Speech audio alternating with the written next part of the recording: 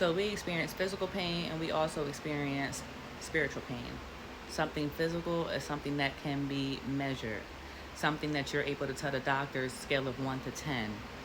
Depending on how deep your cut is, they're able to tell you, okay, well, we estimate this amount of weeks for your scar to heal, for the wound to close, blah, blah, blah. But when you are experiencing that spiritual pain, there's no measurement. That pain cuts so deep. When I tell you that pain cuts so deep, there is no measurement to know how deep the pain is, how bad it is, how long it's going to take to heal. Those measurements go out the door. Just like time, how time really does not exist. That's how that spiritual pain is. You cannot put a label on it on how long it's going to take to heal.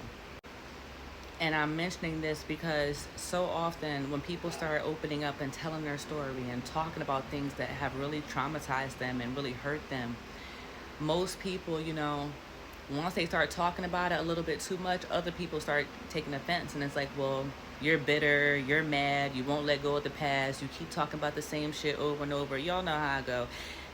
And that's just so insensitive. Because who's to say that somebody talking about something for 10 years is too long? There's no measurement on that pain. And healing comes in layers. Just like your physical pain, when the skin is cut, it's going to heal in layers. It's going to heal from the inside out. The deeper the cut, longer obviously the healing process, but it's going to heal from the inside out in layers. A woman who had a C-section knows exactly what I'm talking about. The doctor is cutting through 7 layers of skin. There's 7 layers of skin that has to heal before it even reaches the top. You get what I'm saying? So when we're talking about spiritual pain,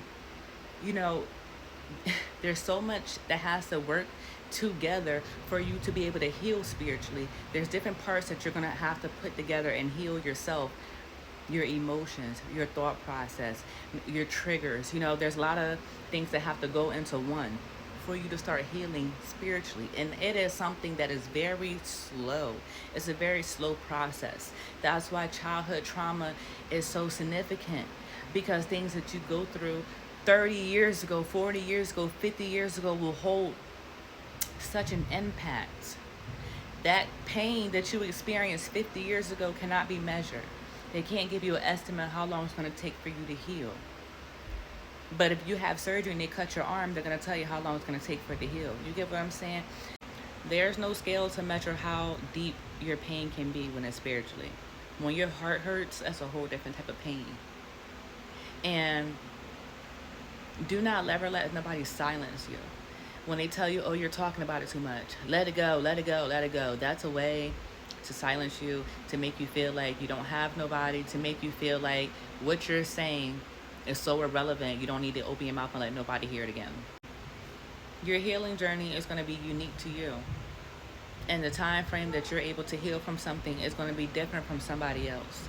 But do not allow anybody to underestimate your pain. Your pain is valid. And just because you cannot see spiritual pain does not mean it does not exist. It is there, it is deep, it is real. And if you do not do the inner work, that spiritual pain will hurt you the most, because there is no escape.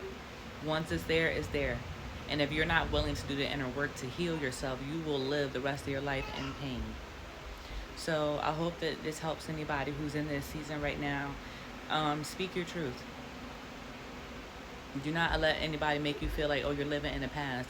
Eventually, you'll stop talking about it. But you stop talking about it when you're ready to stop talking about it, not when other people want you to stop talking about it.